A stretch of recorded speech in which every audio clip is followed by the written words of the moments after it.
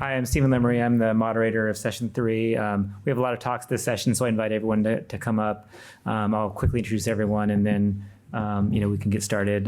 So first, we'll have Dr. Charlotte Arian from Sloan Kettering talk about a surgeon's perspective on risk-benefit considerations in clinical trials and patient selection, followed by Dr. Michael Atkins from Georgetown. We'll talk about patient selection in clinical trials from an medical oncologist perspective. Followed by a patient's perspective. We're happy to have Robert Hill come and join us. Then we will talk about data collection and endpoint selection with Dr. Christian Blank from the Netherlands Cancer Institute. And finally, we'll have a statistical perspective from my colleague, Dr. Rajeswari Sridhara from the FDA. So I would like to welcome Dr. Arians to start. Okay, thank you for giving me the opportunity to speak. You just push this, right? I just need my slides to come up, I think. Do I have to push this? You know if I can push it? Just push this thing to get it down.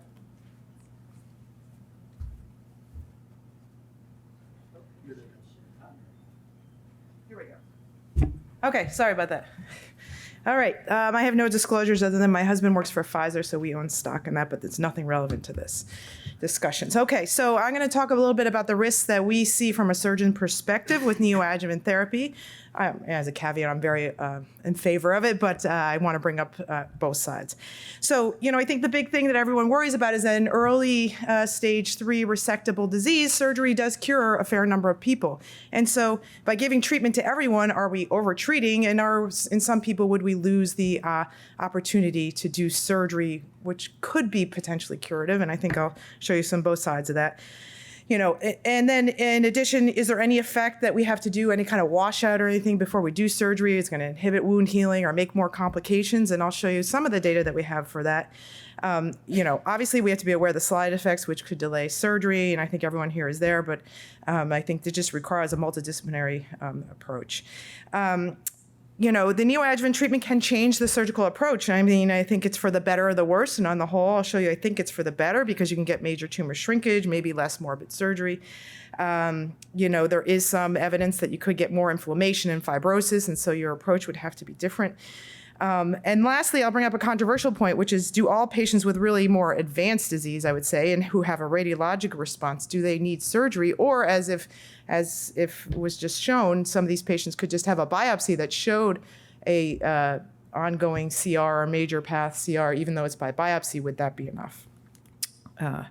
Okay, so just to go back a little bit historically, in neoadjuvant targeted therapy, so I'm going to try to break it into a little bit of targeted therapy versus immune therapy. There haven't been a lot of trials looking at the safety of surgery, but this is one of the first ones that looked at a small trial actually looking at neoadjuvant TKIs in a group that went on to have surgery versus a group that just had surgery. So it's actually controlled for surgery. I mean, this is a few years ago now. And this is in renal cell. And basically, they had a little bit of a washout 2 weeks before surgery, but they looked very carefully at their intra-op and post-op complications, blood loss, need for transfusions, post-op complications. And while they noted that there was increased adhesions in the neoadjuvant group, it didn't translate into a post-op increased complication rate. So for the patients, it was actually fine, maybe a little harder for the surgeon. In the Dr. Wargo's paper that she just presented as far as neoadjuvant targeted therapy, obviously the results are phenomenal. They stopped the drug 48 hours prior to surgery and restarted very quickly, and the patients had done well. And although it wasn't a primary endpoint of the trial, the surgical complications were noted to be the same, so no increase in surgical complications. And I just bring up this slide because the pink line is surgery alone. Right? So while we're worried about losing the surgical window, we weren't winning the war in a lot of these advanced patients with surgery alone. So I think we have to recognize that. This is in the context of a trial. Okay, so one of the first trials looking at the safety of immunotherapy was actually from Pam Sharma's group, looking at pre-op CTLA-4 blockade. This was high or low dose CTLA-4 blockade. They did have a 4-week washout before surgery. They didn't see any increase in complications related to therapy. They saw one wound dehiscence fistula and several UTIs. Again, this is in bladder cancer. So I think, it pointed to the fact that it was safe, but you can see here there are 2 patients who had a delay in surgery due to immune-related adverse events, and I'll touch a little bit on that. We looked retrospectively in our group of patients who were treated at Memorial with advanced stage 4 melanoma, who then went on to have surgery. And we just looked at it from a safety perspective. So what you're seeing on the left is each patient's a small cohort, and then the line is when they underwent surgery and where they ended up. But you can see that we, had patients who were operated on within a week of receiving immune therapies, and this included patients who had high-risk surgeries like bowel resections. And we didn't see any, from a surgical standpoint, grade 3, grade 5 complications. So this is our surgical complication risk score. So all things were equal. And again, we don't think you need a washout at all with immune therapy as far as going to surgery. This is one of the other early trials from some of the investigators here, looking at the role of, neoadjuvant IPI or CTLA-4 blockade and melanoma. Here they gave 2 doses of IPI at high dose, so 10 milligrams per kg, and they did surgery at 6 to 8 weeks. And you can see here, this is one of the first early trials, but it's a repeat of everything that we've now seen in a more consistent way. In this very short time period, they saw an increase of CD8 cells, and the lack of B cells was correlated with a poor outcome. So I think these findings are consistent, and we're able to really learn things from trials. Lastly, in bladder cancer, which I think is probably one of our more high-risk surgeries because most of these patients are going on to have ileoconduits, which are quite complicated, or neobladder, so this is a lot of intestinal anastomosis. This is a 50-patient trial, 3 doses of anti-PD-1. Every single patient got to surgery. Amazing pass CR rate, 42%, and the complications are similar to what they've seen historically in these high-risk patients. A lot of them smoke and have other comorbidities. In the lung group, you guys have seen some of the data today presented by Ford. This was a trial that, 2 doses of PD-1 in the top line there. 95% of patients went on to have surgery, so losing your surgical window was not really relevant here. The other trials that are listed are more in abstract form, and as the disease that they enroll got a little bit more higher, so you can see at the bottom with PD-L1 more advanced disease, the percentage of patients who went on to have surgical resection did drop. And I think us as a group had to figure out what level of that we will accept is okay to get to surgical resection. I personally don't think it should be 100%. Okay, as far as the increased surgical morbidity, though, this was interesting. This is taking those same patients who were in the Ford trial and looking at their surgical morbidity. And overall, it was very well tolerated. But the approach did have to change. So half of the patients who they thought they could do a minimally invasive, so this is usually now a robotic or laparoscopic lung resection, had to be converted because of increased fibrosis and inflammation. But on the whole, the patients still did fine. So I think this is important as far as our pre-op expectations, but maybe not as far as survival. So again, with this whole idea about losing your opportunity to undergo surgery, I think the bias has been that with targeted therapies, we know your biomarker, right? For melanoma, if you have a BRAF mutation, you have a high chance of responding, and we think that the responses are very rapid. And so we're really happy to give a BRAF inhibitor in the neoadjuvant setting with the idea that we have a good response and a short time window to evaluate that. As far as immune therapy, we don't really know the selection criteria other than PD-L1, which we all know is not perfect. And responses can be rapid, as I'll show you, but they also can be slow, or you have pseudo-progression on scans. And so what do we do about that? It makes surgeons a little bit uneasy. I think in clinical trials, we have to build for allowing of this and maybe some biopsies that could inform decisions. And then toxicity can be long-lasting and interfere with surgery, delay the surgery, as I'll show you, but I think you can be very educated about this. But it is a little different than the targeted therapy where you stop the therapy and it goes away. So this is a similar case, just like what Dr. Wargo showed, a case of mine, young patient who presented with an advanced unknown primary, but a large metastatic lesion in the axilla, terrible neuropathic pain, so we knew it was really, really going to be involved with his brachial plexus, et cetera. And luckily, he had a BRAF mutation and went on therapy, and this is what it shrunk down to, and he had it excised, and he did well. But this is a patient where really we needed a miraculous response, and we needed it quickly. And luckily, with BRAF, we had that sense. And with the immune therapy, it would have been a little bit more harrowing.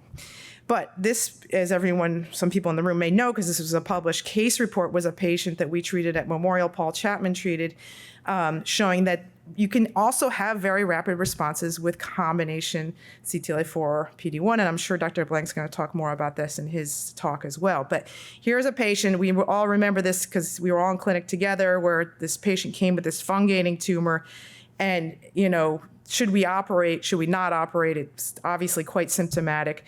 Decided to give combination therapy and see what happened. And in 3 weeks, the tumor literally looked like it fell off, right? And, we couldn't see anything else. And so we were saying, should we do surgery? Should we not do surgery? We said, well, let's see what the scan looks like. And you can see on the scan in 6 weeks that there's the subcutaneous portion of the tumor is gone. So, what the role of surgery would be here, I think, is a little bit more questionable. But more importantly is that you can have rapid responses. Okay, so we're getting onto time, so I'll go fast. Everyone knows this trial, and this is just to point out the fact, this is in the PD-1 arm of Dr. Wargo's trial, there were some patients that did not make it to surgery. And I think that some of us would interpret this as bad biology, and maybe surgery wasn't going to help these people anyway. But unfortunately, it doesn't sound like the IRB agreed with you at your institution. And so I think these are important parameters that we as a group have to decide what an acceptable progression rate would be. Lastly, I will just go through a little bit of how the immune therapy side effects can delay surgery. This is a case of a patient who had a rapid progression of melanoma, so had a superficial nodal disease and relapse with pelvic node disease 3 months later, came to us at that time. She wasn't our initial patient. And she got treated with PD-1 because of this more rapid progression of disease. And unfortunately, she ended up with severe pneumonitis and ICU admission. You can see how much pneumonitis she has on her skin after a little bit of PD-1. Obviously, this is a severe case. But just to point out that this obviously delayed her surgery because she had pelvic nodes that were biopsy-proven melanoma. So to get this patient from surgery, it was a very difficult, slow prednisone taper on and off, getting her off her HOMO2, and we obviously considered other treatments, including radiation, et cetera. But eventually, we considered surgery as the most, straightforward thing for her. We got her to a point where we thought the prednisone dose was low enough that we could tolerate it, which in her was 20 milligrams twice a day. We did not do a robotic dissection here because we thought the barotrauma and the intubation would be terrible for her lungs, and so she had an open procedure under spinal. So another example of how it could affect our approach, but I think in a multidisciplinary fashion, you could still get there. Okay, lastly, I'll leave you with a controversial thing, which is I started to say, does a radiologic CR correlate with a past CR? We know that a radiologic partial response may not correlate with a partial response, but does a CR actually correlate with a past CR? How many times do we see a radiologic past CR and not see it?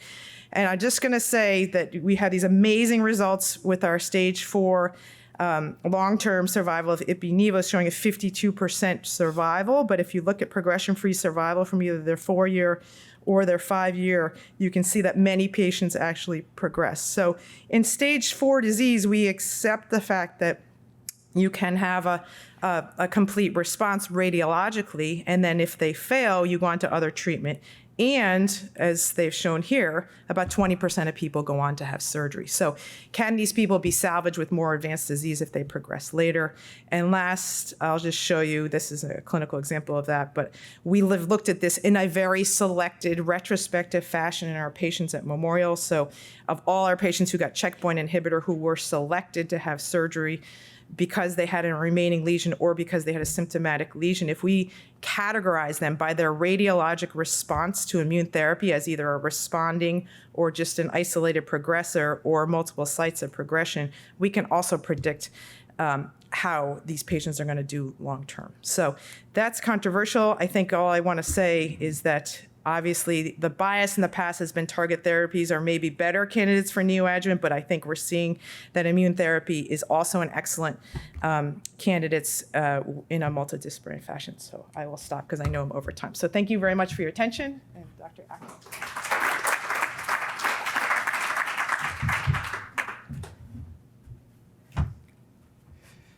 So thank you for inviting me to this very exciting symposium. And I'm see in the audience so many people who've been so involved in developing neoadjuvant therapy for melanoma and other diseases that I'm humbled to be asked to actually give this talk. Maybe it's my proximity to this area. And I know that a lot of what I'm going to talk about has been covered by other people. So I'm going to try to go fast and try to add some unique perspectives, hopefully, at the end. My disclosures, topics to cover, type of neoadjuvant trials, potential benefits and risks of neoadjuvant therapy, eligibility criteria from a medical oncologist perspective, a couple of patient examples, and then riffing on what Dr. Arian was talking about, future considerations for such patients, including potential role for upfront systemic therapy with imaging and potentially blood-based biomarkers and surgical salvage. So there's really two different types of neoadjuvant trials that we've been seeing. One where they're single-arm or randomized trials where everybody gets neoadjuvant therapy, and you're trying to look at endpoint such as past CR or relapse-free survival, safety biomarkers are the major endpoints, and trying to correlate those early endpoints as surrogates with long-term benefit, and maybe comparing how the two different therapies do. And the other approach could be the randomized trials where patients get the same therapy, but either in the neoadjuvant or the adjuvant setting. And the eligibility criteria for those two trials, different types of trials, may actually be different. I'm going to go back. So potential benefits of neoadjuvant therapy have been discussed already. Tumor shrinkage with decreased surgical morbidity and potential for decreased need for surgery. Destruction of micrometastases and prevention of distant disease spread, which may be superior to in the adjuvant setting. And that is was shown in this preclinical data that's already been presented by a number of speakers, although admittedly not in melanoma, suggesting that there may be a benefit to the neoadjuvant immune therapy compared to adjuvant immune therapy. And this is being tested in the SWOG 1801 trial, which is a great trial for accruing patients looking at pembro either pre or post surgery with adjuvant pembro in the neoadjuvant arm. But data presented from the Immumed trial, which is in the stage 4 patient population who were resected to NED at ESMO, which showed, so this is a group of patients with a really high risk of recurrences, evident by the black line at the bottom, which are the patients who were just observed after resection. You can see that with combination Nivo-Ipi, and most of these patients got 1 or 2 doses, you could see 70% of patients being relapse-free and tail on that curve suggesting that those patients are unlikely to relapse, and a hazard ratio of 0.23. Interestingly enough, as was talked about by Jen in the MD Anderson immunotherapy study, the Nivo-Ipi did significantly better than anti-PD-1 monotherapy in that group. So it may be hard to actually show that neoadjuvant therapy actually produces a better outcome than what we could see with adjuvant therapy, particularly in a lower risk population. So another potential benefit is an objective measure of response to therapy, which could allow for personalization of subsequent adjuvant therapy. And we have talked about that a fair amount. And as you can see, that may be different in this pooled analysis. Past CR may be something that means something different for immune therapy than for targeted therapy. And I think it's really important to point out, and I know others will talk about this, maybe Christian will, that if you're a past CR to immunotherapy, none of those patients have relapsed over the subsequent year. And we know from our studies in stage 4 patients that those patients are unlikely to relapse, while past CR for targeted therapy doesn't mean as much, and particularly when you're talking about CNS or other sites where it's harder for that therapy to get to. And then the opportunity to collect high-quality serial biospecimens to facilitate understanding of drug response and resistance, identify surrogate markers. The translational research opportunities for neoadjuvant therapy, has been shown by other speakers, are really important. And the potential pathway for new drug evaluation and registration, particularly for looking at various combination regimens that would be hard to do in the stage 4 setting. And also the ability to study intralesional therapies such as TVEC, which is much easier to do in a neoadjuvant setting than in a typical stage 4 population. So there are some potential risks of neoadjuvant therapy that might favor adjuvant therapy, possible loss of some standard prognostic markers such as lymph node number or tumor volume. Treatment toxicity may limit the ability to undergo surgery at scheduled time, and maybe more toxicity than is seen with stage 4 disease. Disease growth might make surgery more complicated, if not impossible, although as Dr. Arian talked about, that seems to be relatively infrequent, and disease might spread to distant sites during delay in a surgical therapy. But as was shown in the Opacin trial, and I'm sure Kristen may mention this, there were very few patients, I think only one here in the bottom, who was not able to undergo surgery because of an adverse event. And that patient, I think, had a major response and probably didn't need the surgery. Here's that, I think, just shown here in this slide on the right-hand column from someone getting IPI-3 and Nivo-3. So who should be eligible for neoadjuvant trials? I think patients with palpable or radiographically detectable, RECIST measurable disease, which usually means stage 3B to stage 4. They have to be biopsy proven to be disease. They have to be surgically resectable with acceptable mortality. So that means stage 3, including in transits, and some stage 4 patients could be eligible. They have to be medically resectable. And to me, that means you have to take into account the pace of the disease. So should have a normal, at least not too elevated LDH. It should have a stable stage. You can't, every time you see the patient, their stage be higher, because those patients may actually be better considered for as stage 4 disease and for upfront therapy. No other metastatic sites, no prior relevant systemic therapies eligible for the specific therapies being tested, meaning no history of autoimmune conditions, no requirement for immunosuppressive drugs, and of course, if you're giving targeted therapy, have a targetable mutation, and no contraindication to getting those factors such as congestive heart failure or ocular problems. And they have to be compliant and willing to follow the protocol.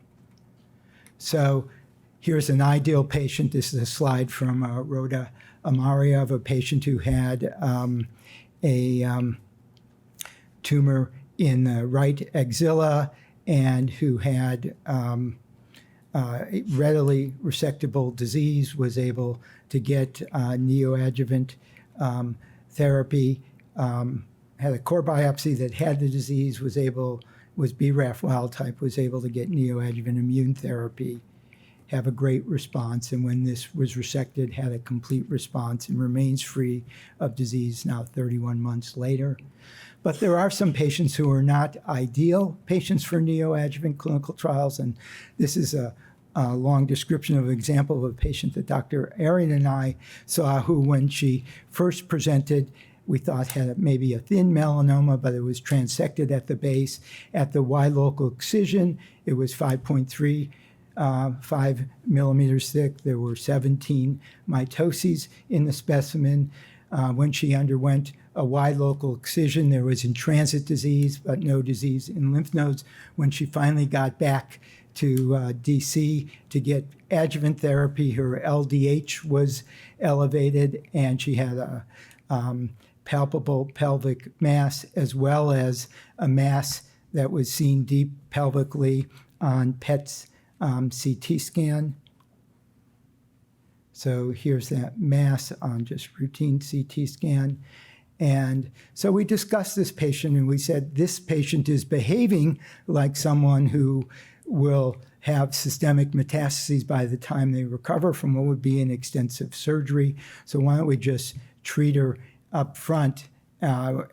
She would not be a good candidate for an adjuvant protocol where she would be, or a protocol where she could be randomized to an adjuvant setting. So we treated her up front. We used the Nevo 3 IPI-1 regimen, which was felt to be the best from the Opacin trial. And she got 2 doses and then got some lung toxicity, which required steroids for about 6 weeks. By the time she came off that, we were repeating scans and seeing dramatic shrinkage. And by the time she was completely off steroids at 12 weeks, her PET CT scan really showed no evidence of uptake. So here's the shrinkage on CT images, and here's the PET CT showing that there really was no major uptake in the lesion over here. So we asked the question, what is the value of subjecting this patient, who is almost certainly a past CR, to surgery at this point? And we decided, and this patient had no trouble being convinced of this, that maybe we'll just watch. And so why did we decide that? So there's data from stage 4. This is data from Keynote 006, that if you look at patients who have a complete response, or many patients with a partial response, 90+% of those patients will be free from progression 18 months out. But further, if you look at data that came from the Melanoma Institute of Australia, you could see that if you looked at a year into therapy, patients with a complete response were likely, on CT scan, were likely to do well over the next year, while patients with a partial response had a 20 to 30% chance of having progression. And so they asked, can you identify the patients with a partial response who aren't going to progress and separate them from the patients who were going to progress? And you were able to do that with a PET CT scan. But there were still 48% of patients who had PET CT positive disease who didn't progress. So we asked at Georgetown, can you identify those patients with PET CT positive disease who aren't going to progress? And the answer appeared to be in a limited number of samples, but it seems to support what Dr. Arian was talking about at their experience at Memorial, is that you can with a biopsy. And what we saw in the biopsies in those patients with PET positive disease was that at least half of them, probably in the 70% range, had no viable melanoma, so the equivalent to a past CR that Janice Taub was talking about. And when we followed those patients, they tended to do better than the patients who were stopped because of toxicity. The top curve here, we've had only one relapse in 20 patients over time, and that patient relapsed in an axillary lymph node and was able to be resected. And we've had only one death, a patient who died of leukemia, and none of those patients have required additional systemic therapy after that PET, CT, and biopsy criteria for stopping treatment. So here are my take-home messages. Neoadjuvant therapy is currently a research tool in melanoma. I think it's very useful for understanding biology and potentially expediting drug development. Its clinical utility over adjuvant therapy remains to be determined, but that is not the important value of this treatment. Toxicities might interfere with proposed therapy, and the risk-benefit need to be discussed with all patients and in a multidisciplinary setting. And past CRs may be more important for immunotherapy than for tumor-targeted therapy. And upfront therapy with surgical salvage is a future alternative. Current immunotherapies create sufficient durable responses to make this an option for patients with stage 4 or difficult to resect stage 3 melanoma. And I think improvements in imaging and blood-based biomarkers, which we can do in the context of these neoadjuvant trials, may ultimately guide decisions about who needs salvage surgery and who can be observed. And targeted therapies for patients with BRAF mutant melanoma are reliably effective in making surgery easier, but the impact on efficacy outcomes, similar to what the story is in breast cancer and potentially other diseases where they're using tumor-targeted therapies, is still uncertain. Thank you very much.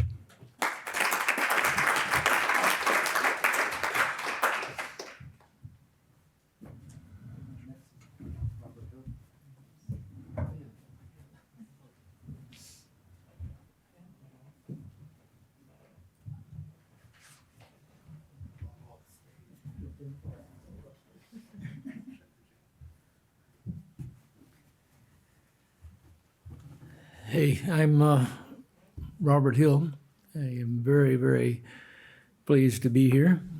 I'm one of the guys that y'all been experimenting on. And I really thank God for you. I don't understand half what I've heard here this morning, but I do know that y'all do, and that's important, and I thank God for you. About 2 years ago, I had what I considered a pimple on my arm, and I didn't think that much about it, and it started getting bigger and bigger, and I'm a diabetic, so my doctor, which I go every 3 months, and I said, yeah, this thing is weird, it's getting bigger, and he said, well, we'll keep a close eye on it. So next time I come in, it was even bigger, and there was another one starting on the bottom of my arm. And I said, yeah, I think we should do something about this. And he said, yeah, it's starting to look like it. And he sent me to a general surgeon here in town. And the doctor looked at it and says, yeah, we need to do a biopsy and do some CAT scans. And I said, okay. And he said, I'm just a general surgeon, but we need to look at this. So they did, and he come back and said, yeah, you need to go to somebody else that can, because this is no telling where it's attached to, and he started talking about stuff of this nature. So he sent me to Dr. Henshaw at Metastar, Washington, and he wasn't pleased with the biopsy they had done, so he ordered a core biopsy, and then PET scans, and I don't know, I've been scanned from one end to the other, and come back and said, yeah, this is melanoma, and you need to take care of it, stage 3. And so he suggested that I talk to Dr. Rapswan over at Georgetown. And so I went over there, and they did some scans and another biopsy. And he said, yeah, this is stage 3 melanoma. And I had my daughter with me, and she's a microbiologist. And I brought her along because she understands what you people are talking about. And so he said, we got this program, that is a research type thing you might want to get involved in. And he looked at my background and said, you're the kind of guy that gets involved in things like this. And he brings out a stack of papers and said, here it is, take a look at it and see what you think. And I just handed it to my daughter and I said, take a look at it, see what you think. And, but we both looked at it and decided that, that would be a cool thing to get involved in. So he, had instructed me that they were going to take and do 3 infusions before the surgery, which they usually do after the surgery, and explained the stuff. And I said, okay. So went in, and I've got to say this: Georgetown Hospital is the greatest hospital I've ever been. I worked in a hospital for 14 years. And I have to say that about it because they are really cool over there. And so we started the treatment. This thing on my arm was so big now that I wouldn't wear a short sleeve shirt because I was afraid to freak people out. And so they started the treatment, and the thing started shrinking. And it got time to do the surgery, and I even said, hey, I don't even know we want to do the surgery. It's almost gone. And Dr. Henshaw said, yeah, we need to do the surgery because it's connected to this and that. And so they ended up doing the surgery. I think it was in April, May, no, August. August, I think it was. Anyway, did the surgery, and some people come out and said, can we keep the stuff they cut out and all that? I said, yeah, and I don't want it. And she said, well, we can do tests on it. And I said, well, that's good. And so they did the surgery. Surgery went well. Looks like a shark got a hold of my arm. Matter of fact, that's what I've been telling people, a great white, and I won. And so they did the surgery, and now they're doing the infusions that they normally do after it. The one on the bottom arm, they took it out also, and had scans last week, and said everything's clear. So I thank you. I do. I mean, you're the people that's fixing this, and that's a great thing. So I want to express my appreciation and keep up the good work. So. Yeah.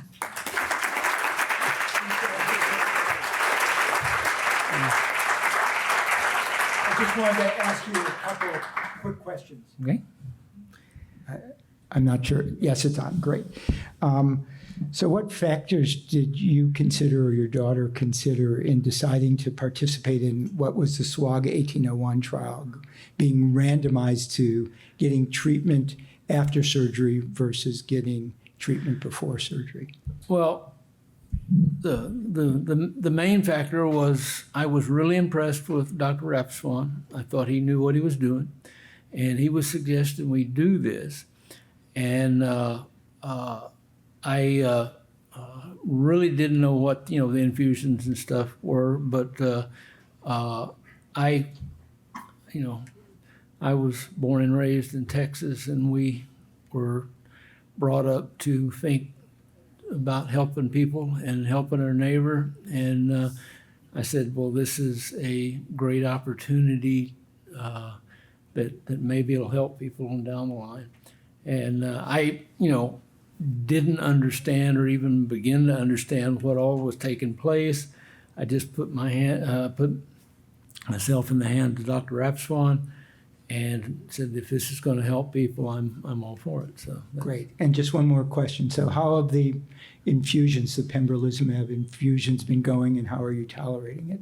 The infusions are the routine I go through is I go over to Georgetown, go up to 5th floor, they take a blood sample, send it to the lab, lab reports it to Dr. Rapaswan, I meet with him, and so whether it's everything's cool, and if so, then he sends me back to the 5th floor, and I get to lay there for half an hour while they do the infusion. And I've had absolutely no side effects that I can tell from the treatments. I've been itching a lot, which could be part of that, especially where they remove the tumor and stuff. But I have had absolutely no side effects. Everything's been cool. Like I said, my scans last week come back clear. So I'm perfectly pleased with being in this program and the results. So. Great. Thank you very much.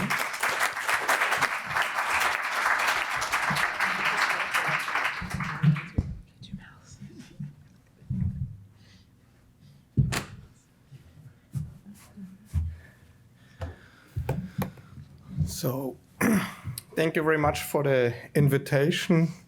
I want to congratulate Susan Topolian for organizing this meeting together with MRA and FDA. I want to congratulate Robert to participating in Neoadjuvant trial. Nevertheless, we could discuss where the best cancer center stands in the world. I am a little bit subjective that it is in Amsterdam. I also want to thank my colleagues that they have shown many of our data so that we can run through, and I would to give more my flavor on that. We can go on. So, sorry, go back. These are my disclosures, and I have flown to you, and my CO2 footprint is very much, but I promise I will soon ride a very small battery car and to try to compete for that. I think we should be very proud what we have achieved in melanoma, not be so self-critic. We have set up already a consortium that defines how neoadjuvant trials should be, that has defined already and published also how we should do the pathological responses. So in that way, I think we are very far already. And in that way, we should be really proud of that, what we have achieved. When we look into stage 3 disease, and I could not more agree with Charlotte, that surgery is doing something, but maybe we should, in the light of what we have achieved now with neoadjuvant therapies, change the term from potential curative to possible curative. Because if you look at these curves, then it's way below 50% of the patients that really benefit from surgery. And in that way, there is a great need to combine surgery with other therapies. Adjuvant therapies have added something, but I would like to remind you what is often missed, that the relapse-free survival analysis start after surgery and often 12 weeks post-surgery. So, and if you look into the details, then about 50 to 20% of patients relapse already on the way post-surgery towards the adjuvant therapy. So all these curves that we currently are so enthusiastic about, we should lower about this. And in that way, when you compare this then to the historical data, we see that the benefit from adjuvant therapy is way less than what we think at the moment. Comparing PET-CR from chemotherapy versus immunotherapy, I want to stand still, because this is a really fundamental difference in that way how we treat the tumor. With a chemotherapy, we target a tumor. With immunotherapy, with the checkpoint inhibition, we target our immune system. This 2.5 kilograms of immune cells that remain in the body. And therefore, it's not surprising that the PET-CR from immunotherapy has a completely different quality than a PET-CR from chemotherapy. And I hope that our colleagues will learn this soon. A reason for adjuvant therapy versus neoadjuvant therapy is the reason why we want to do neoadjuvant therapy, because we have the broadness of the cancer in the patient, and we can induce a broad immunotherapy against it.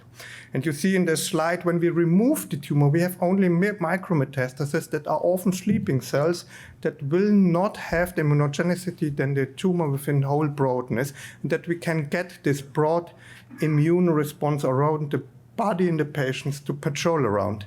And this has been shown not only in preclinical data, but also in the PESCENT trial, where we compared surgery upfront versus 2 courses of ipi/nivo followed by surgery. And this is unfortunately so far the only trial checking neoadjuvant versus adjuvant checkpoint inhibition, but I hope that we will see more trials.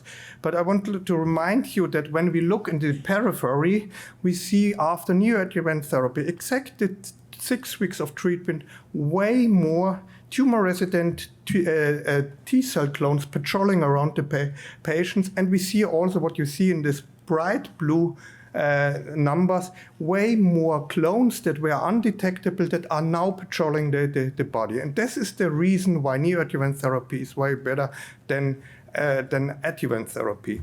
And if you look now, we have meanwhile 3 years data that we are having a plateau. About 80% of the patients would have had a relapse-free survival of below 30 to 40%. Then I think we can be really proud of what we have achieved in the melanoma field. In the PESCENT trial, it was at cost of the toxicity, and this is what we learned now. We cannot use the same stage 4 scheme in the neoadjuvant or early stage setting because our immune system is more intact. So we don't need so much what we have to do in a defect immune system in a late stage patient with a high tumor burden. Therefore, we tested in PESCENT Neo, and this has been shown already, so I will go through it, different schemes. And you see we reduced the CTLA-4 blockade, and with that doing, we still got the same pathological response rate, but we could bring the grade 3-4 toxicity to the same levels that we see in the adjuvant settings. Here you see now the 18 months data that we have presented at ESMO. So we have done already the update from the data that have been shown by my colleagues. And you see the plateauing of about 80% still remains. So the PCR is playing a big role. But I would like to remind you also, not only PCR is very important. And this is a difference, again, with chemotherapy, where you have to wipe out the tumor to get something. In neoadjuvant, the response rate is only a surrogate marker, whether you have learned your immune system to recognize the tumor. And if the earlier you operate, the more partial response you will see, but the immune system remains in the body, and therefore it will go on working. And therefore these near PCRs and the PPRs are even behaving the same like the pathological complete responses, and that is completely different to chemotherapy.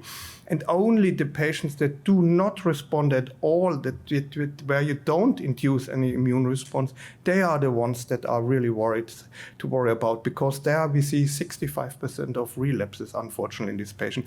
And this is pretty cruel. After 6 weeks of treatment, you can tell the patients already you can buy a house and go on into your life, or you have to really worry about what will be happening. So this is really also for us pretty challenging sometimes. If we look into the differences according to gender or age, we saw something different to what Jen saw. We saw higher patients with a higher age had a higher response rate, and we saw in males the higher response rate. We still are working on that, why that is, but what we can say, it could be something with the mutational burden, because when we compared Australian patients with European patients, we saw also a higher pathological response rate in the Australian patients. Interestingly, the PCR rates do not vary so much. It's more the near PCR or the PPR rates that are varying. And why that is, we still have to find out. Here you see now the mutation load that we analyzed based on the idea that the differences that we saw between Australia and Europe that might coming from the mutation load. And you see indeed the pathological response correlates with the mutational burden. And what we see also in Australian patients, we saw a higher mutational load than in the European patients.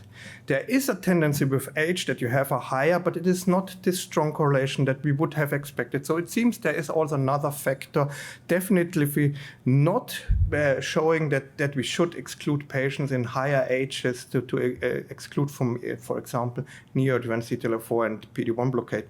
Our oldest patient was near 80. So we want to know something. Can we predict already from baseline whether these patients will have benefit or will not benefit from our neoadjuvant therapies? And we've seen in both trials, the OPACIN and OPACIN-Neo, that the interferon signature might play a role. You see that the patients that had a high signature had a very enrichment of the patients that had a good pathological response, and almost none except one patient. And interestingly, the one with the highest interferon signature, you see this in the upper right, I don't have a pointer, relapsed. So we sometimes can overdo it also, and this is important. When we look now, tumor mutation burden and interferon signature, we see no differences, so it seems that these are two parameters that we could use for our baseline analysis, and indeed that is the case. If you have an interferon signature high, you achieve 90% pathological response chance.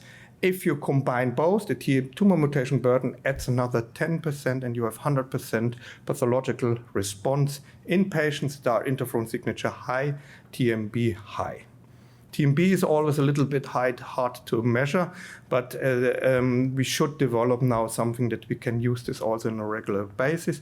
Our worried patient group are the patients that are interferon signature low and TMB low, because there we have this low response rate upon neoadjuvant ipi/nivo. To address this and to find something, and this is in contrast to the I-SPY trial where we don't adjust the patient group, I think we should personalize the therapy, and we should identify patients that benefit and then identify the patients that do not benefit and try to find for them something and not include always the same patient population. This is now the first personalized trial starting end of the year, the NKI, where we now escalate for patients that have an interferon signature low, either doublet or triplet therapy, adding an HDAC inhibitor, while we try to de-escalate in patients that have a high interferon signature and want to see whether we can reduce the toxicity in the favorable patients and preserving the response rates. So you see here that that's the trigger for that.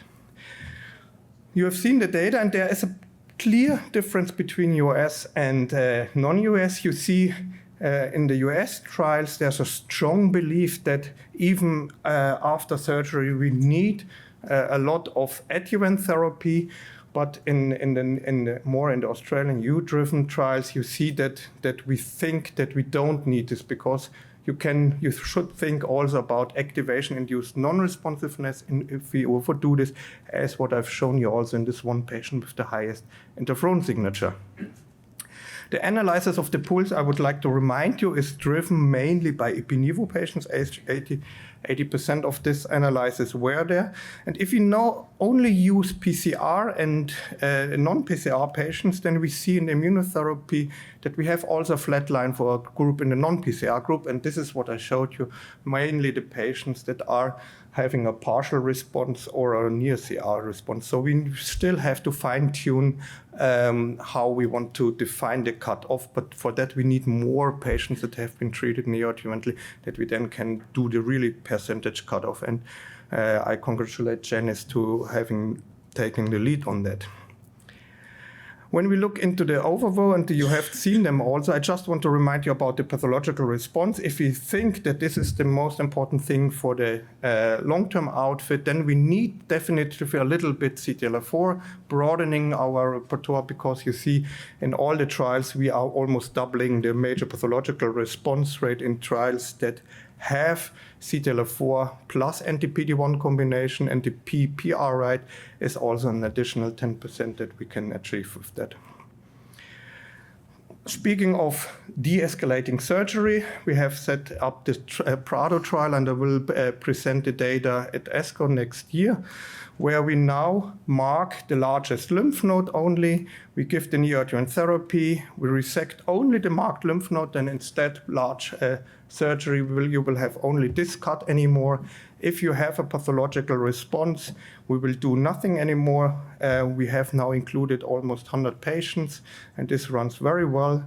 If you have a partial response, just for the reason of still a little bit variation of the pathologies, we still undergo the completing lymph node dissection. And if you are a patient that has no response, then we escalate with an adjuvant therapy. So in that way, you could say that this is the first personalized trial with that. Here you see how we do this. We put a magnetic marker into it. We give the two courses. You can detect this with a standard machine used also in the breast cancer field. This magnet, you remove it, and then you analyze it by the pathologist. How representative is this one lymph node for the whole lymph node bed? You see that we have also analyzed, and it's totally congruent. So you don't need to judge the whole lymph node bed. You can use the index lymph node for the response in the patients anyway. With that, I would like to end, and I will not go through the things what we've learned, but I want to give 2 slides with you when for the phase 3 trial. We will have a discussion, and there are many questions remaining. So in my perfect view, I would like to have a personalized neoadjuvant therapy against the adjuvant therapy, but what we still have to discuss are many questions. First of all, can we accept, and this is more the question for the FDA, a response-driven scheme which will have some subsequent therapies also included in that phase 3 trial? Should the primary endpoint be event-free survival? Should be the events also counted in non-melanoma death, for example? If I die by a car accident, is this an event in a neoadjuvant trial? I like to go for the index lymph node approach versus complete lymph node dissection. I understand that there are still discussion mainly between US and non-US for the preference for such approaches. Shall we stratify for the BRAF status? Because of if I don't have a response in my patients, I as a physician will always escalate and give this patient adjuvant BRAF/MEK inhibition, which will pollute definitively the neoadjuvant arm. But this is the advantage as a physician that I have from a neoadjuvant trial, that I know how good the patient will respond. Stratified continence, I've shown you differences in the response rates. The timing, is that easy or feasible? At our institute, yes, you do the index lymph node, 3 weeks later you do the complete lymph node dissection, but this is the question, can many centers do this? How fast can we start the adjuvant therapy, which should be then at week 12?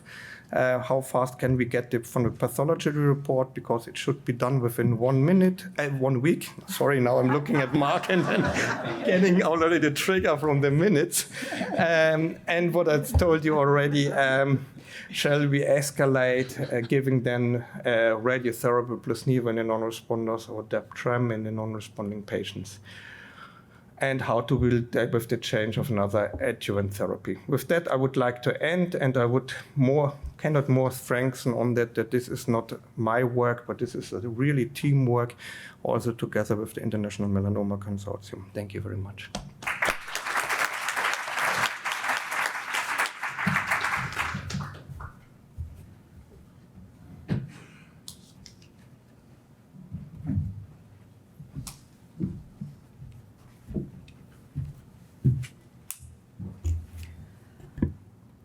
Good morning. I'm Raji Sridhara. I'm a statistician. I'm from FDA. I've been in the FDA for almost 20 years now, and in the division that supports all of the oncology, hematology area. I have a short presentation. I know I'm standing between you and lunch, so this won't be too long. I don't have any disclosures. I thought it's good to know the regulatory approval pathways, and when we are talking about endpoints, how will it affect in the approval of products.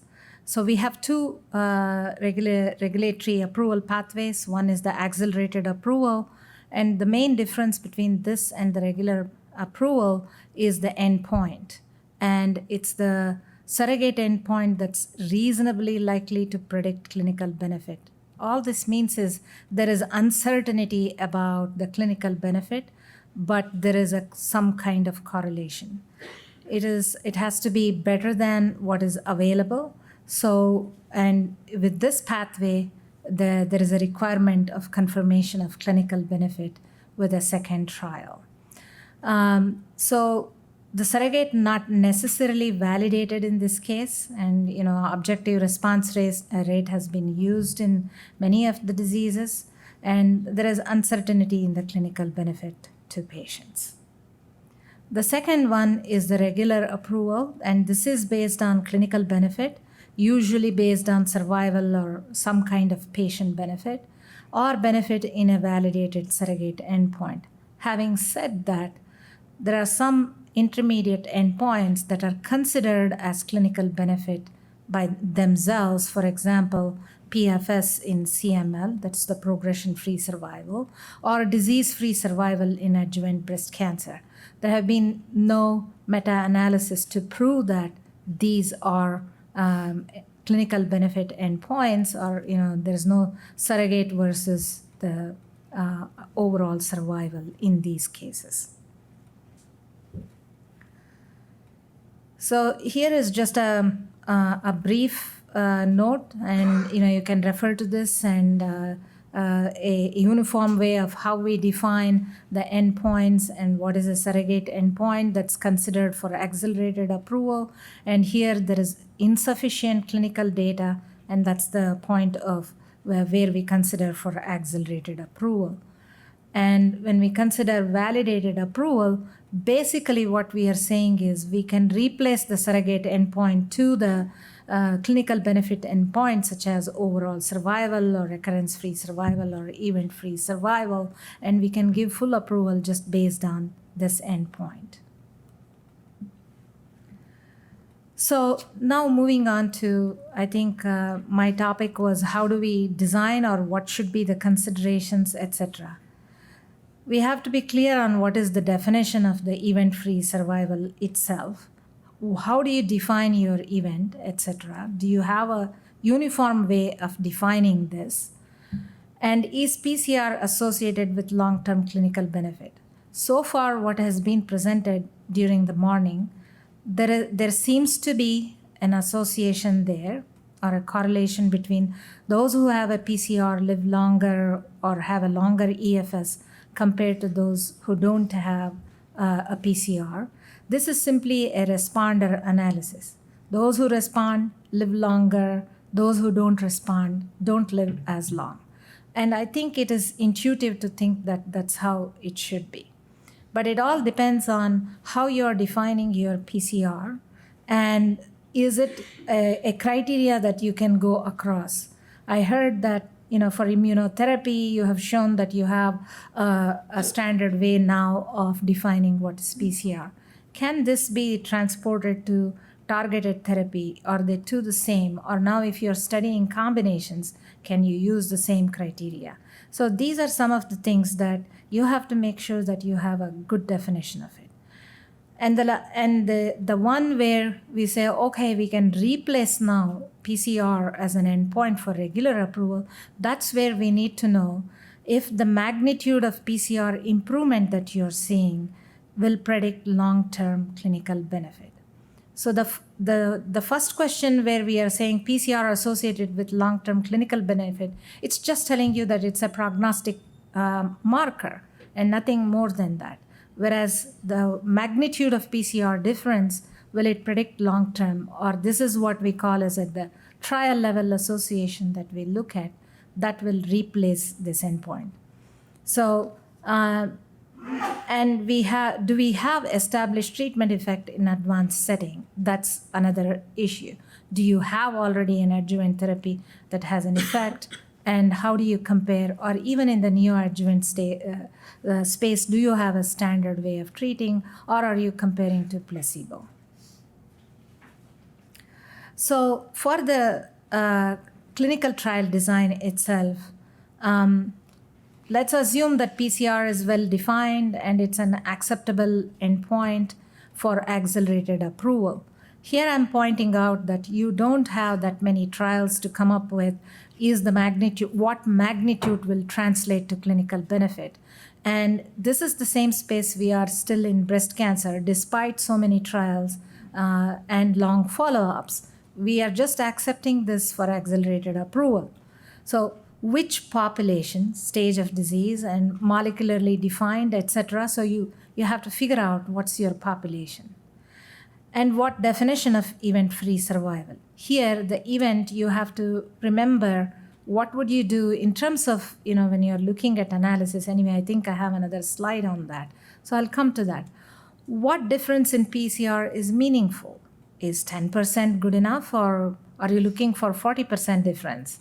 The single-arm studies that show a high PCR rate is not very informative, in the sense that maybe you have chosen a particular patient group that would do very well anyway, and it may respond to any treatment. So what difference in PCR is meaningful, and therefore randomized studies are important? And what difference in the event-free survival or overall survival is meaningful? And post-surgery adjuvant therapy, are there, do you have to give? We're talking about neoadjuvant immunotherapy or checkpoint inhibitors. Do you then really have to give adjuvant therapy as well, or would you skip that? With in the breast cancer case, there was enough data to say that treating with neoadjuvant chemotherapy versus adjuvant therapy, you will get the same result. So you could exchange that standard of care before or after surgery. And whether you have that in melanoma, you have to think about it. Single trial model versus two trial models. Lale presented in the morning a little bit, and I'll just present a bit more from a statistical point of view. So here we are going with confirmation of benefit. So all the things that we are considering PCR is for accelerated approval, and for confirmation of benefit, what type of studies would be useful? So the single trial model is that PCR is an intermediate endpoint to seek accelerated approval. This is the randomized study, and you have the EFS as the primary endpoint to confirm benefit. And so you size the study based on showing a benefit in EFS. And in between, at the interim, you can use the PCR for your accelerated approval. Based on the meaningful difference in PCR to be detected, you plan the final analysis. As you can imagine, you don't need as many patients to show a PCR difference compared to what you would need to show an EFS difference. So you have to be a little bit cautious about it, that you don't use all of the sample. What happens is it becomes precise as you have more patients. And so even a very small difference in PCR will be statistically significant, but may not be clinically meaningful. So it is important to set that what is it that is clinically meaningful. And the other consideration is, of course, re-randomization after surgery. Whether patients who already have PCR should go on further adjuvant therapy or no adjuvant therapy, whereas you could consider that those who don't have PCR will all get adjuvant therapy. Or you could think of randomizing there itself also. So there are different ways of doing this. The question of whether after surgery, if you have already seen a PCR, do you really further require adjuvant therapy can also be done with something like this, a re-randomization at the time of surgery. So two trials or multi-trial model is one neoadjuvant randomized trial to demonstrate meaningful significant difference for PCR. So this will be a smaller trial to seek accelerated approval, And then a second study, post-surgery, you randomize to confirm or demonstrate meaningful, significant clinical benefit. Now, in this case, we have to recognize that these two are not the same population, but it's generally in other disease areas they will not consider like this, but in oncology we have accepted that you have a different population for accelerated approval and regular approval, so you can do just the adjuvant study for confirming the benefit. It can be in the same population as the neoadjuvant indication with or without neoadjuvant therapy. So you have to consider whether patients would have received some neoadjuvant therapy before coming to adjuvant therapy, or they are naive of any therapy and you just have the adjuvant therapy. And so these two trials can be conducted concurrently or with a little bit of a staggered time, so that you gain some time as well. So the analysis considerations are what happens if you have an event before the surgery? How are you going to count that in your event-free survival? And dropout at any time during the study. Do you consider that as an event or a censored observation? And the differences in post-surgery therapy. That was brought up earlier today. And the assumption is when you are starting the study that all patients will get exactly the same or almost the same, or the other assumption is a post-surgery therapy, no matter which one you choose, they are all similarly efficacious. So that assumption is there, so you have to make sure that that's what it is. Timing of analysis, when is the interim or final analysis that you want to do, and recurrence early versus late. I must say I was surprised that 6 weeks would bring a PCR. What we have seen in metastatic setting, at least, is that there is a late separation, so you don't see a whole lot of difference early on, but later on you see. And would there be some of these that you have to consider here? Or when you do the combinations, maybe it doesn't matter. So in conclusion, consistent and reproducible definition of PCR and EFS is needed, and a consensus on what is a meaningful treatment effect and whether you want to consider a second randomization, and clinical trial design options. There are pros and cons to both of them, and so you need to think about it.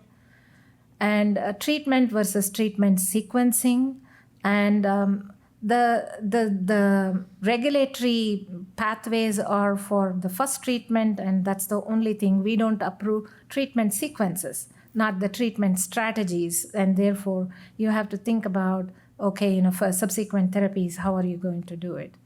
Confirmation of clinical benefit is required when you have an accelerated approval, and of course, if you don't show clinical benefit, then there is a chance that the drug will have to be withdrawn from the market. Thank you. Do you have a few minutes for questions, or I can start. I have one for Mr. Hill and one for the clinicians. So just curious about your experience as a patient in a clinical trial. In regards to the trial itself, are there any the logistical issues that you wish could be different or fixed? Well, there's the timing is pretty slow. I usually get to Georgetown about 11 o'clock, and it's 2:30, 3 o'clock before I'm done. And a lot of that's because the sample has to go to the lab. They have to mix so I understand it, but that's the slow part of it. That's the aggravating part, if you will, because I do a lot of sitting around. And I think it's useful to hear this, to think about ways if they can be done. There sometimes important reasons to do things, but if they can be changed, I think it's important to know that what the hurdles are for we can help as well. Yeah, I'm to be honest, I'm amazed at how bad the computer system is at Georgia. I mean, I'm a network security engineer, and where I come from, the patient walks in the front door, they give him a band, he scans it, and it's not over there. Every step you take, I have to sign back in and fill out papers, and I'm always amazed at something. Like I said, I'm really impressed with Georgetown Hospital, but something that big and sophisticated in their computer system sucks. So, Thank you. And that's at the world's best hospital. So my other question is that we've heard that some patients it may be optimal not to undergo surgery for various reasons. Who may get a complete radiologic response and it had large lesions. We've heard that. We've heard that there may be reasons to consider major responses in addition to pathologic responses. So let's just say, for the sake of it, it's just hypothetical. You're going to design a clinical trial where every patient's going to get a high-risk stage 3 patient population. Every patient's going to get a predefined period of checkpoint inhibitor, including a predefined neoadjuvant period. You want to add drug X to that regimen. Everyone's going to get assessed. We're not going to consider switching. And everyone's going to be assessed by EFS with an acceptable definition. What would you consider for your primary endpoint for that trial to assess early response? And what holes in the data do you think there are? So, you could do a radiologic assessment. Would it be a path CR or, a major response of some definition that, we haven't agreed to today? I think the major problem is at the moment in the melanoma field that we have to establish neoadjuvant therapy first. So now we compare adjuvant therapy versus neoadjuvant therapy. Right. And in that situation, we can't use a surrogate marker like PET-CR because in the adjuvant situation, we don't have the response rate. So in that way, the first trial most likely will be having the primary objective as event-free survival. But in the future, when we compare neoadjuvant trials, then I think we can use PET-CRs, yeah. And I think the trial you're describing is better done in the stage 4 setting to work things out. And if we feel comfortable that there are places where we can call a patient a complete responder, even though there's still evidence of abnormalities on a CT scan, and that stopping therapy will not lead to relapse in the future, then we can consider applying that to earlier stages of disease. And what endpoint would you look at in that setting? A path response or a radiologic response? Well, I think it's important to look at pathology and see how that links with radiologic response. But if you can find a radiologic test that links with a negative biopsy, then in the future you may not have to do the biopsy. I think there's also room for new combinations in the neoadjuvant setting. If you consider that microscopic disease patients die more than 50% within 5 years, if we can now find markers that predict already upfront you will not respond to neoadjuvant therapies, then these are even an enrichment of these patients that have a really high chance of dying.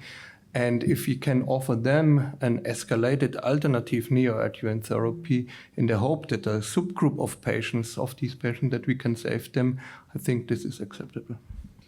Can I ask a question to the FDA representative? So we saw data just presented that in the neoadjuvant setting, there are higher path CRs with combination of Nivo-Ipi than Nivo.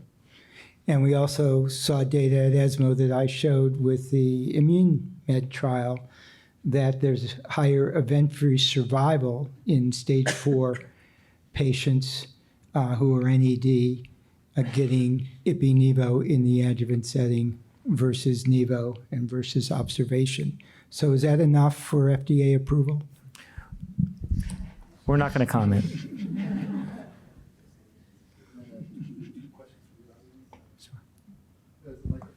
Oh, I guess I have the microphone. So my question to the FDA is, and anybody, is that all of these considerations and the definitions of accelerated versus full approval, et cetera, which are not new, really pertain to the question of whether a drug is being asked for approval in the neoadjuvant setting as a new drug. There's no reason that we can't use the existing drugs in the neoadjuvant setting, correct? Is there some reason that CMS won't approve their use once they're demonstrated to be active and once some benefits that the community accepts, maybe not quite at the FDA level, so that further studies could be done, would be possible?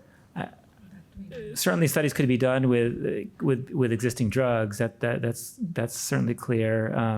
And we've certainly done supplemental indications for drugs as well. As far as CMS, or insurance, we have no influence whatsoever over that. So if something does get on compendia, my understanding is that they generally pay for it, but that's really outside of FDA's purview.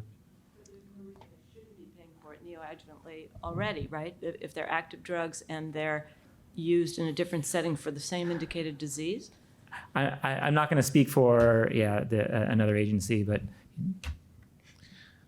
so I'm going to punt. So I just wanted to make the point to Mike Atkins' discussion around stage 4 patients versus stage 3.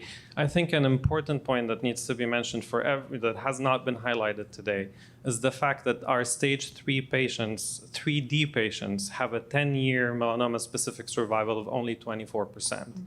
75% of those patients that present with ulcerated tumor and bulky disease will die of their melanoma within 10 years. So that's from my perspective, very close to where our metastatic patients are. And so in a lot of ways, being able to improve the outcome of those patients is very important.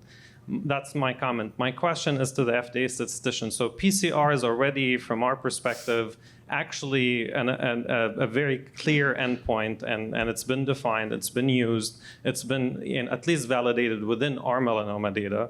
The question to you is, does the statistical design change if you look at landmark EFS, like 1 year or 2 year EFS rate, as opposed to the actual event-driven survival? So in general, we have not looked at landmark analysis for any of this. I mean, the idea is this is sort of in the very early stage in a curative setting, and although curative is probably the wrong word to use here, but it's in a very early stage of the disease itself, and therefore, we need to look at the overall curve. Why choose 1 year? Why not 2 years? Why not 3 years? So, there is no reason why you should be choosing a particular time point. Not in melanoma, but in another disease area. We had a trial where it was designed to show only this, landmark difference, and they lost it. But if you had looked at the overall survival curve, they would have won. So, there are instances there. So we would rather look at the longer follow-up, how the patients are doing, everything, rather than a landmark analysis. Just so you know, the 2-year RFS from adjuvant trials is actually pretty consistent in terms of the recurrence being around 40-45% for the adjuvant patients. That's where kind of the 2-year comes from. Yeah, but similarly, if you look at breast cancer, all recurrences happen within the first 2 years or 3 years. So.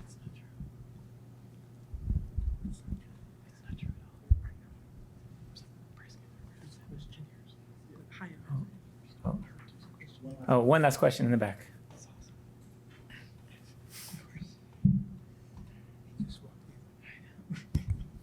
Yeah, I got here late, so I'm always got to be careful whether I miss the question I have has nothing to do with what's being spoken. But 2 points. One, the number of patients where the path CR correlates with outcome is so small in terms of making a general statement. I mean, I think it's probably true, but I don't think the data is close to being there.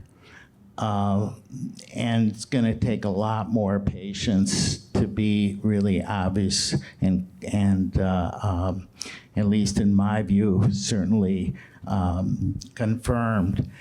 The second question I have is, while there's a lot of pushback from about the SWOG study, and that's because of the regimen being used, which is pembro alone, is that a design if it was an acceptable regimen? Let's say that the FDA would approve, and that's really neoadjuvant versus adjuvant.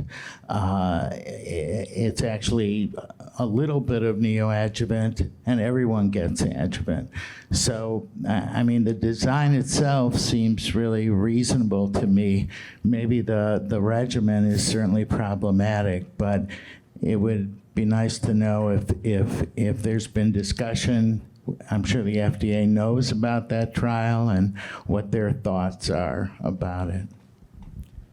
I mean, we can't comment on any specific trial that's ongoing. We're open to discussions with sponsors about the design of the trial. The devil's in the details. What are the analysis being done? What are the endpoints? We can't, and then that's just sort of just a general. But we can't comment on any specific trial. I think I would also want to echo the comment to be careful about creating dogma based on 24 patients. I mean, we have heard such strong beliefs expressed, things that I think have almost become literal truth, that, for example, a path CR from targeted therapy is much worse than a path CR from immunologic therapy. There's still plenty of room for more data to inform decision-making, for the duration of therapy to be evaluated, for things that we've already kind of moved on because they've become dogma based on a couple of dozen cases. And we need to be very careful about that. When we're trying to establish a very precise mechanism for leading to the registration of a brand new drug, I think precision and reproducibility and doing everything exactly the same is very helpful, that degree of standardization. But I think until we get to that point, there's a lot of room for being cognizant of the many, many differences between resectable melanoma, between borderline resectable melanoma, between unresectable melanoma, even in the same institution in different hands, and concluding, therefore, that we can take any one factor and be sure we know what that factor means. On that note, I would like to comment on that. First of all, we have treated hundreds and thousands of patients with immunotherapy, and we know, and this is all published, that patients that achieve CRs have long-term ongoing. Why should this not be the case in stage 3 disease, what we know from stage 4 disease?